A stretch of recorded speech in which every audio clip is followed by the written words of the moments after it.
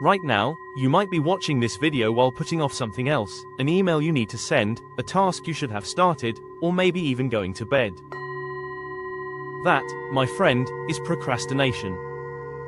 And what if I told you, procrastination isn't about laziness at all, but something far deeper in psychology and brain science? Stay with me, because what you're about to learn will change the way you see yourself, and the way you act. Over the next 30 minutes, we'll explore the psychology of procrastination, why our brains resist certain tasks, and most importantly, how to break the cycle. By the end of this video, you'll not only understand why you procrastinate but also gain practical strategies backed by neuroscience and therapy research to finally take back control. Define procrastination: the voluntary delay of important tasks despite knowing it will cost us. Contrast laziness versus procrastination.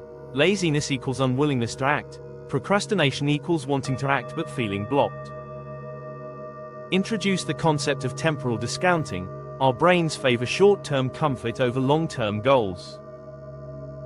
Story example: tell about a college student staying up all night to finish an essay they delayed for weeks, not because they didn't care, but because the emotional weight of perfectionism made starting impossible. Introduce the limbic system versus prefrontal cortex conflict. Limbic system equals emotional, impulsive. Prefrontal cortex equals rational, long-term planning. Explain dopamine, how instant gratification from scrolling or gaming hijacks attention.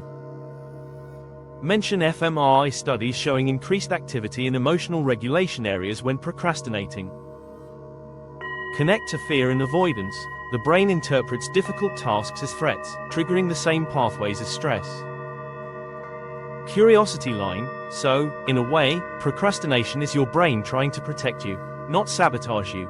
Discuss perfectionism. Fear of not doing something well enough keeps people from starting.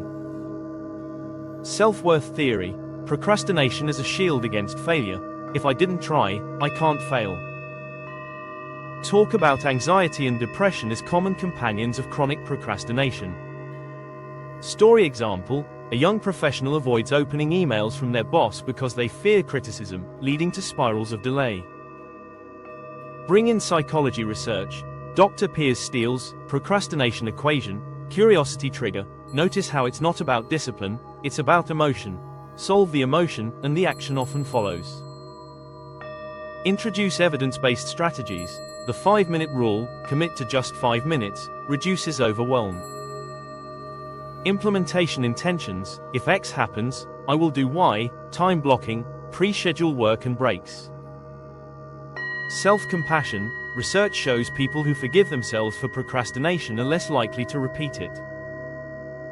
Reward substitution: pairing unpleasant tasks with small joys. Reference CBT, cognitive behavioral therapy, approaches, challenging negative thought loops. Mention mindfulness, bringing awareness to the present instead of spiraling into avoidance.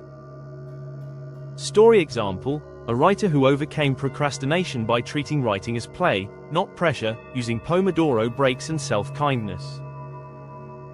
Philosophy angle: procrastination is a signal, not a flaw. What avoidance may be telling you: burnout, lack of alignment with values, or hidden fears. Encourage reflection. Instead of asking, "Why can't I start?" try asking, "What is my avoidance trying to protect me from?" Curiosity hook: sometimes procrastination is less about the task itself, and more about the story we tell ourselves. Let's anchor everything we've learned. Procrastination isn't laziness, it's psychology. It's the tug of war between brain systems, the weight of perfectionism, and the comfort of short-term relief. But you are not powerless. By applying tools like the 5-minute rule, self-compassion, and emotional awareness, you can slowly rewire how you respond to difficult tasks. Remember, change is not about perfection, it's about progress. The science of procrastination doesn't have to define you, it can guide you. So, the next time you catch yourself delaying, take a breath and remind yourself, this is just my brain protecting me. I can still begin. If this video gave you insight, consider subscribing and sharing your reflections below. You never know who might need to hear your story.